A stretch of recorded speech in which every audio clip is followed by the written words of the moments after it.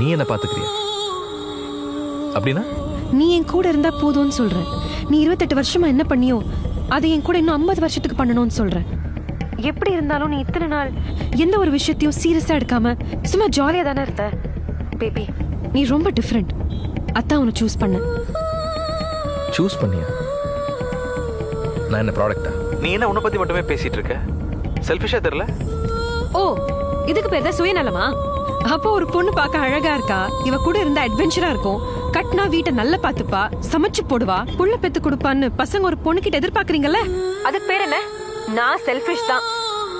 என் வாழ்க்கையில நான் சந்தோஷமா இருக்க ஒரு விஷயத்தை சூஸ் பண்ண சுயநலமா இருக்கிறதுல எந்த தப்பும் இல்ல. மேக்னா, எல்லா பசங்களும் நினைக்கிற மாதிரி கிடையாது. நீ வேணா சுயநலமாவே இரு. ஆனா லவ்ங்கிறது உன்னை சார்ந்த விஷயம் மட்டும் இல்ல, என்னையும் சார்ந்தது. நீ கூட இருந்தா போதும், உன்னோட சந்தோஷம் தான் முக்கியம்னு சொன்ன. இப்போ வேற மாதிரி பேசுற.